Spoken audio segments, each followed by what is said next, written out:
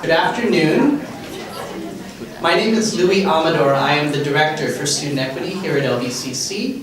And on behalf of Student Equity, I want to thank you all and welcome you to the last of our speaker series for the semester. This particular semester, the theme has really been about celebrating our own LBCC student legacy. And so we have done our due diligence to try and research and bring former LBCC students who have very compelling stories to tell, but more importantly, who can show you, our LBCC current students, that there is promise and that there's hope in terms of being successful with regards to your education. And so these have all been wonderful examples, we hope, for all of you. And we know that our next speaker is going to be just that. Before I introduce Marom, I would like to acknowledge some folks who have been instrumental to bringing him today.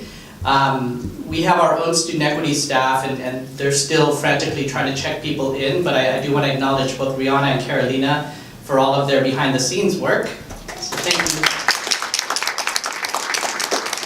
And it was actually Carolina that was in communications with another person I want to acknowledge, who is Julie Daniels over in Academic Services. She's been really wonderful about recommending and referring us to former LBCC students who can provide a really positive message for all of you. And then last but certainly not least, someone who really kind of initiated the vision for this series, and that is my faculty coordinator, Shauna Hagman, who really has been kind of the bread and butter for this entire series. So thank you, Shauna, for your vision on this. It's really been a wonderful turnout. How many have been able to attend any of the past speakers? Alicia Cass, Chef T, who we had last month, yeah? Good food, right?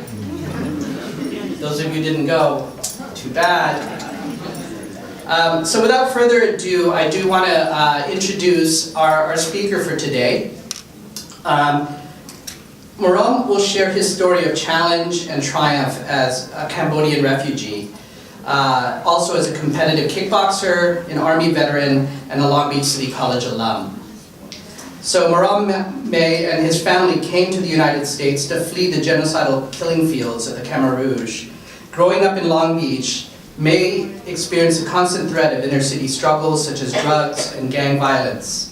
As a reprieve, he would find solace in training and competing as a Khmer and Muay Thai kickboxer. During his career, May was a two-time IKKC, which stands for International Kickboxing and Karate Championship, Muay Thai Junior Lightweight Champion, both in 1997 and in 1998.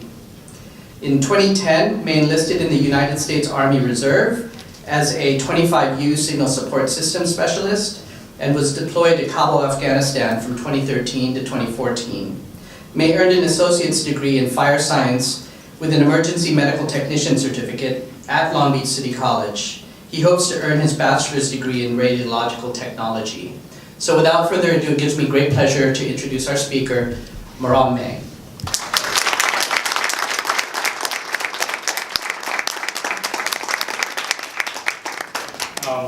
Again, thank you, Louis, for the lovely introduction. Wow, finally I get to use what I learned from Speech 101 10 years ago. So when you think you'll never use it, trust me, you will. So good afternoon. I am honored to be here today in front of many talented students, colleagues, and staff. Also, I'd like to give a big thank you to LBCC Student Equity Initiative Committee for allowing me the opportunity to share my adventures as a student. Also, at the end of my presentation, I would like to perform a ritual dance. It's a dance before a competition that we do. In Thai, it is called the Wai Kru or Ramui, and in Khmer is the language of Cambodia. It is called Gun Kru or Twai Gun Kru. And it's a traditional dance before we fight to pay homage to our instructor and to gather the fighting spirit in competition. And also share the basic fighting style of Southeast Asia from Thailand and Cambodia. I also have a special guest. He's originally from England. He's my personal coach, my trainer, who gets me ready for competition. He's given his generous time. His name is Aaron Malacheski from Huntington Beach. And also we have a member from Long Beach United Boxing Club, where I currently teach down on 4th Street and 4th and Cherry Avenue. Her name is Kim Cunningham. So after the presentation, we will show you a bit of kickboxing cool moves. Yeah, and also about kickboxing, the art that I do it's not very fancy like you see in the movies. This is competition. If you've seen kickboxing, you understand what I'm talking about. So without further ado, first I would like to focus on being a student at Long Beach City College and how it prepared me for the life I live now. So there are 5 guidelines I want to share personally of my own, how to be a successful student.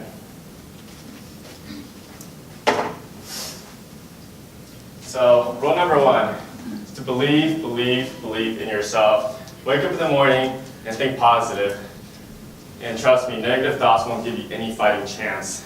Here's a picture of my nephew at 5 years old, waking up in the morning, feeling like a champion.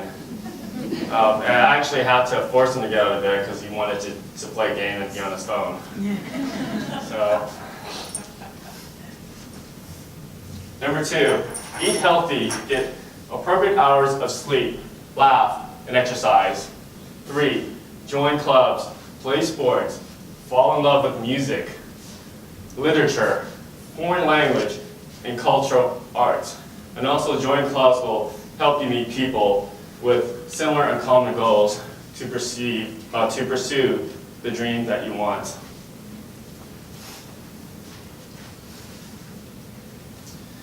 4, spend more time with people who love you and cares about your success. And 5, last but not least, everybody should know this, utilize Long Beach City College resources. They're here to help you, whether it's in financial aid, health services, your dream job, campus clubs, veteran services, time management skills. That's very important because our phone takes a lot of time away from us. So many important phone calls, you know. And mental health workshops. So I'm sure there are many of us who worry about finances, personal stress, and of course, school. Trust me, I understand. Despite these factors, there are ways that we can achieve academic success. Long Beach City College has helped me achieve a level of education to explore my intelligence, my own definition of happiness, and a job. I would like to approach you as a friend, and to all the military personnel in this room, as a brother, because it is important for me to know that you will also find content from an academic education that LBCC offers. Whether you decide to earn a certificate, an associate degree, or plan to transfer to a 4-year university, Long Beach City College will help with accomplishing those short-term and long-term goals. You're at an advantage, according to the United States Department of Education. A person who has a secondary degree will earn 66% more money than those with only a high school diploma. I believe we are the backbone of our economy towards a healthy democracy so that people can live or have a better quality of life. So I have here photos of some of my travels, applying knowledge and adapting in foreign lands. I enjoyed seeing new things, different cultures, learning new foods and trying different foods. And first picture is in Cambodia, second picture is in the Loire Valley, France, and Budapest, Hungary. Thanks to the military for paying for all that too. Yeah. My favorite courses have always been in humanities and social sciences. Taking classes such as history, political science, psychology, sociology, and anthropology facilitated my understanding of human patterns, and some would argue human nature. I enjoy traveling and meeting people with an unbiased perception despite cultural differences. Those classes aided my connection with people, more importantly, my parents and their Cambodian heritage. My parents were refugees who survived the brutality of the communist Khmer Rouge regime, who took power in 1975 to 1979. They were in their late 20s when the United States Embassy and the United States military withdrew from Cambodia and discontinued fighting communism in Vietnam. Cambodia was left alone, cut off from the civilized world, plunged into a Cold War for 4 years. 1 out of 4 of us in this room would have been killed. Those who spoke a second language, who had light skin, wore glasses, had an education, especially if you were a supporter of the United States government, you were considered enemy of the state. Slave labor, starvation, murder, and death were sentences to those who fit the latter profiles. This was genocide. Fortunately, my parents were able to escape to a refugee camp in Thailand, where they had their firstborn in 1980. In early 1983, they moved to the Philippines in Marom, refugee processing center in Bataan province. I came out into this beautiful world on March 13th of that year. I don't know how that happened. I'm here. Fate had saved me by a couple of years. After my birth, I came to America at 1 year old. I wouldn't know any other life than being an American. As a result, the war had created a catastrophe throughout the former French Indochina Peninsula. Most Cambodians resettled in Long Beach, California since the 1980s. This situation led to another dilemma that I painfully endured and witnessed. My father was suspected of suffering from post-traumatic stress disorder from the war. Many kids talk about being afraid of ghosts in their rooms or in their closets, or a monster underneath the bed. My evil was my very own father. He was an alcoholic, abused my mother with great joy. We were also lucky to feel the blunt force of his fist, an open-hand policy. You may be surprised or shocked, but this was seemingly normal in the Cambodian community because silence had kept them alive for such a long time under the oppression of a deadly government.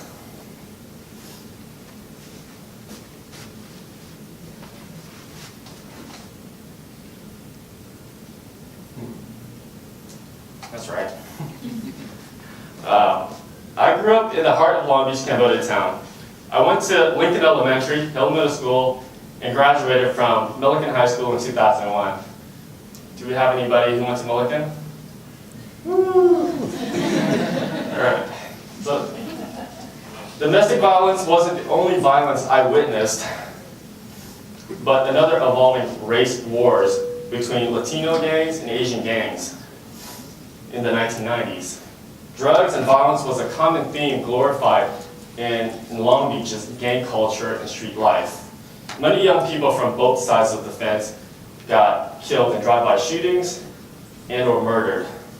I lost many friends as a teenager. Another seemingly normal phenomenon in the Cambodian community that we don't address is work cooperatively with law enforcement to find a better solution. And I found this article by the New York Times report interviewed Detective Norm Sorensen of the Long Beach Police Department. He says that they are blasting each other back and forth, back and forth, back and forth. That says a lot.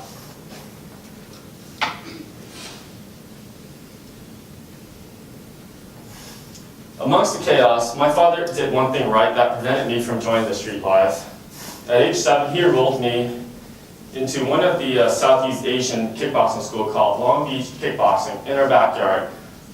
Owner who runs the place is Omri Band. And that gym also rivaled the North Hollywood Muay Thai Academy at the time. And I had many tournaments at North Hollywood Muay Thai Academy and won my first tournament championship belt at age 12. In my later teen years, I competed at the pro amateur level and carried the IKKC Junior Lightweight Muay Thai Championship in the state of California from 1997 to 1998. And it was regulated and sanctioned by the State of California Athletic Commission. And at a very young age, I wanted to be a championship kickboxer. After graduating high school, I felt the pressure of life. I was lost, confused. I didn't have a direction about my career path and future longevity. I enrolled that fall of 2001 after high school and thought about a career in fire service. I earned an associate degree of fire science in 2007 and got my EMT certificate, emergency medical technician certificate, in 2005. And in 2009, I had the privilege to work with Long Beach Fire Department as an ambulance operator, providing basic life support to the city of Long Beach. Oh, here's some photos of my previous fights. That's Kevin Ross. He's currently the Muay Thai champion right now. Kevin Ross here brought me down with this right elbow strike. You can see that's my first concussion. I went down. It wasn't fun. And then this was a win over Egyotin Muay Thai Gym. They're a really strong team.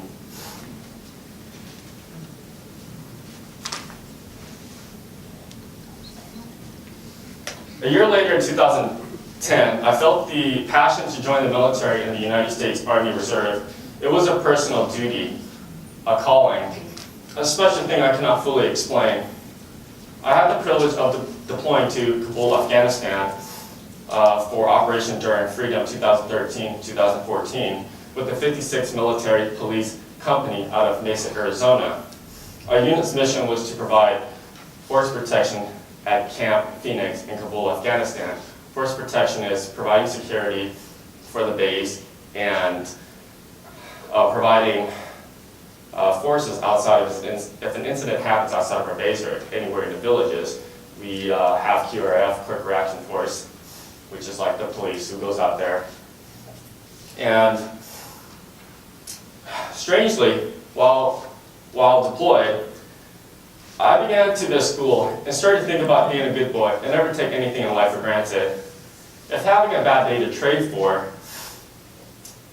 I would think about studying at Long Beach City College again and earning my bachelor's degree. Deployment indeed gave me an extra lesson in life about the privileges I have in America. Oh, another photo, another slide. So that's us going home. One of the happiest days of my life with my sergeants and team leaders. This is our Afghan interpreter, and this is how we look when we're in full battle rattle with our primary weapon, and a sidearm and our full vest, and we're loaded with ammunitions. 30-round magazines.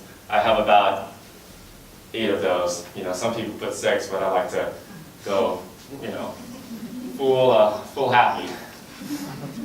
All right, so after applying knowledge gained from time studying and from life experience is immeasurable. Just a couple of months before deployment, I volunteered with a nonprofit organization based out of Long Beach, California, called the Cambodian Health Professional Association of America. February 2013, we did a medical mission to Cambodia. The organization consists of all volunteering doctors, nurses, health professionals, healthcare teams, and human services from all walks of life. I would like to share one last story I saved for the end of this presentation. The medical mission set out to provide free medical care, some surgeries, OBGYN, birth deliveries, and dental services to the most disadvantaged Cambodian villages far outside of the big cities. The main medical operation was based out of the capital city, Phnom Penh, or colloquially in English is Phnom Penh, or for those who like to message or text, they just put PP down. If you're in Cambodia, you say, hey, I'm in PP, so we know that you're in Phnom Penh. All right, in Cambodia, of course. So, it was a long afternoon that day at one of the satellite mobile clinics we had set up. Around 1,500 hours, a mother carrying her young teenage child could be seen at a distance, crying helplessly, running towards the gate of the clinic when we were just about to close. I didn't know exactly what was happening at the time, but our professional team of doctors and nurses rushed towards the scene. They put the child on a dilapidated metal gurney and moved her behind a building away from the crowd. In later details, we found out that she had taken rat poison for suicide because her father just had abused her that day. The medical team hurried to perform a nasogastric tube procedure, establish an intravenous line, and other treatments to counter the effects of rat poisoning. After they had stabilized her, I attended as an EMT in a broken ambulance that had no oxygen therapy for her on our way to the hospital site, the main hospital site, the site that the mission was operating out of. When we arrived, it was a sad reality that no one wanted to attend to her due to the lack of hospital staff, or possibly she had no money. The organization paid for her medical expenses and did all that they could to stabilize her. It was not our jurisdiction whether any further of care would be followed after the medical mission leaves. We only hope that she received the appropriate mental health care, especially after attempting suicide. So I have a short 4 minutes video clip of my experience with the girl at the hospital, surrounded by doctors, nurses, and this is showing you the reality that we deal with in other country, and is it our responsibility as a free world, as an educated society and a democracy to help other countries? So give that a thought. I must warn you that the video, what is the video? The video, I must warn you that the video may be disturbing to some people because doctors and nurses are performing real surgeries. She need a few extract or it's broken and hurt. Thank you. How many teeth did she have to pull out? Oh yes, she has a lot of probably 10 or 11 teeth. Those are non-restorable teeth and the gums is in there. And she has been in pain for the last few weeks. That's about 380 was the last one. So you tell me how we're at 380. Well, we're trying to decide how many more patients we can see because it's already 3 o'clock. Dental said they can only do 8 more because they're just not any more supplies. And it's already 3 o'clock. Let's say you say you say 500, maybe you can say makes it 400. We did say 400 today. I know, but those patients that have this component, it says 1,000 people. You already know ahead of time that we only see 400 to 500 being maximum. We're going to stop at 4. If we have more time, we can see more. How was the first mobile clinic day? Oh my gosh. Very nice. It was. These are the best doctors that I've met. I love them. They're awesome. We'll try our best. We are so happy to have such kind people like you, and thank you again for your donation of your time to have us in Cambodia, and we hope that this event will be made again next time in the appropriate time. But thank you.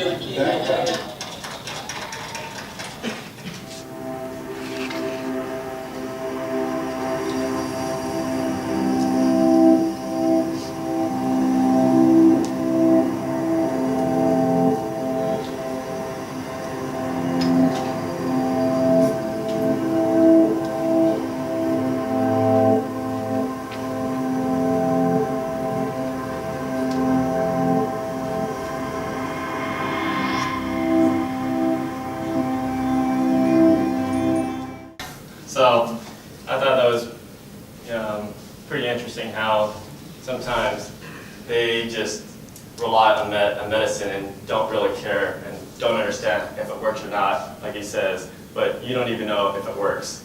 So that's how in dire need that people are in other countries versus where we're living at. And overall, I've lived out most of my passions to be an EMT, a kickboxer, a soldier, and a student on my way to a bachelor's degree in radiological technology at Cal State Dominguez Hills. Long Beach City College is an amazing institution. Let me say that again. Long Beach City College is an amazing institution that provided me with the tools and experience needed in a competitive job market. I challenge you to apply every knowledge, skills, trade, and that bit of talent you possess, share it with your community, share it with the world. I thank you very much for your time, and Merry Christmas, Happy New Year's, Happy Holidays.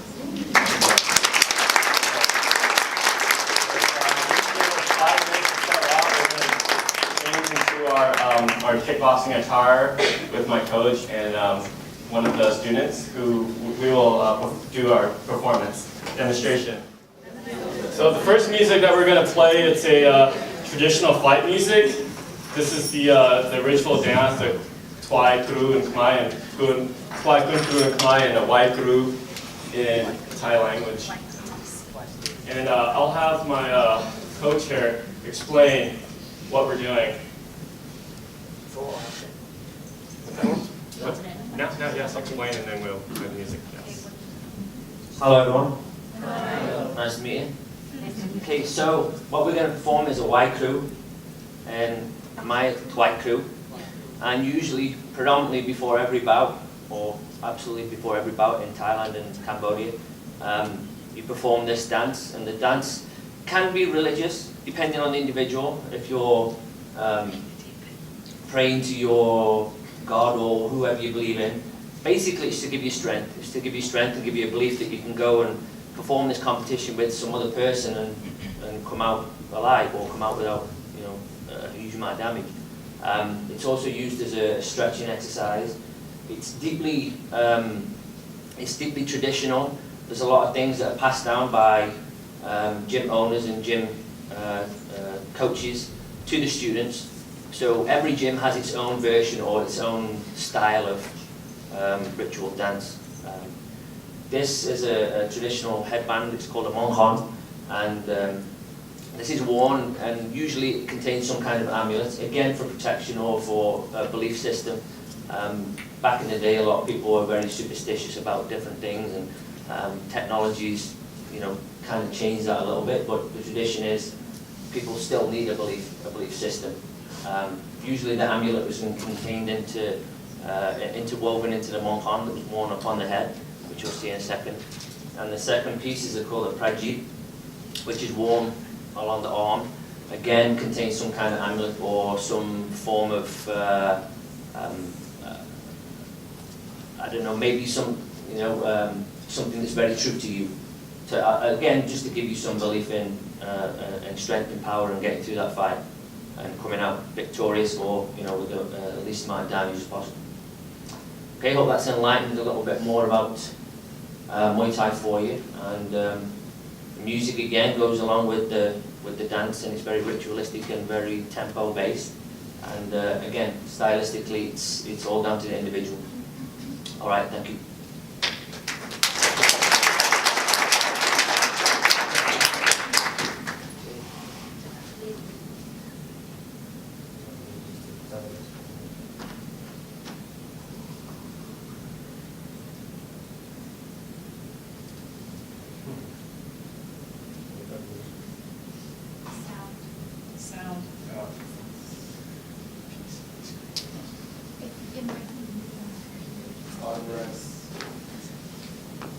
What's that? There you go.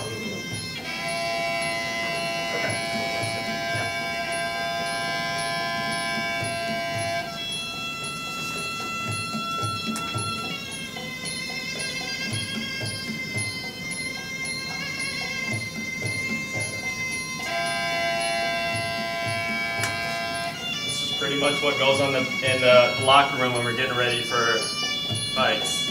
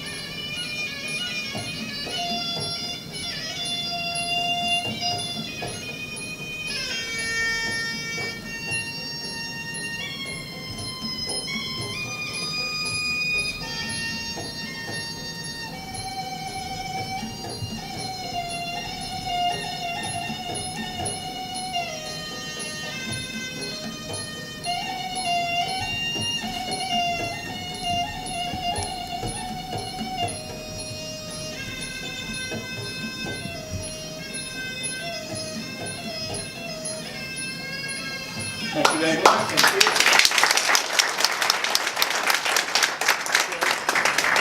This is basic drills that we do at our kickboxing club. This is one of our members, Kim.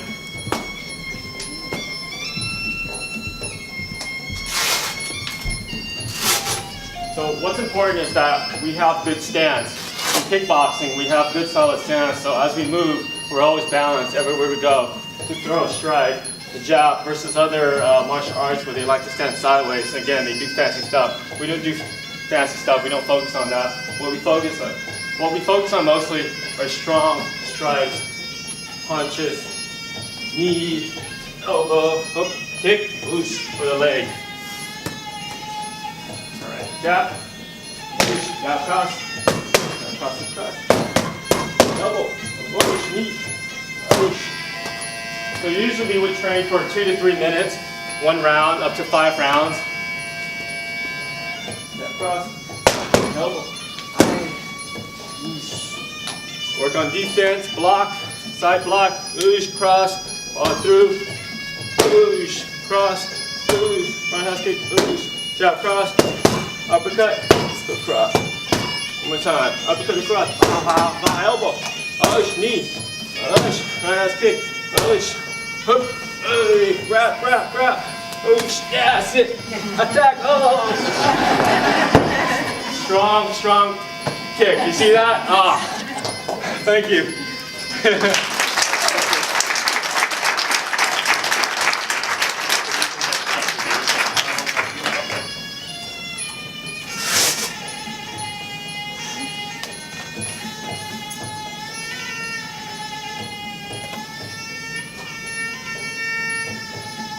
So actually we're done with the ritual music, the dance, and this is the fighting round. This is how it would sound like. It's a little bit more upbeat, and the style is to fight with the beat. You worked on it. Yeah. All right. Is it round 1? Yes, round 1. So as you can listen, it's a little bit more upbeat, and we fight to the music to put us into a trance. Yes. Yes. Yes.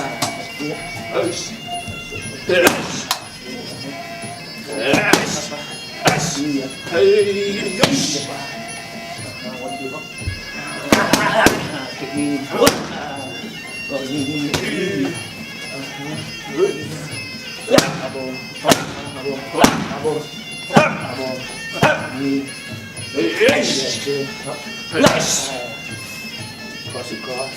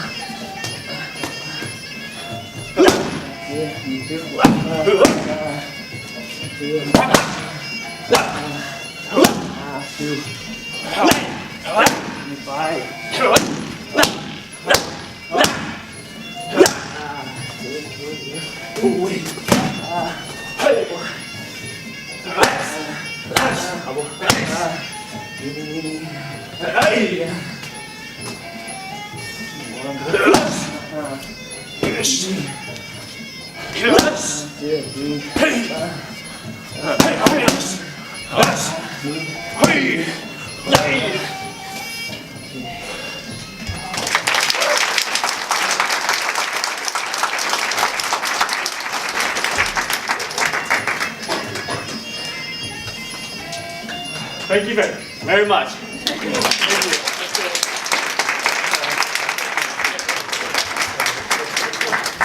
I hope you enjoy the rest of the afternoon, and thank you for being here.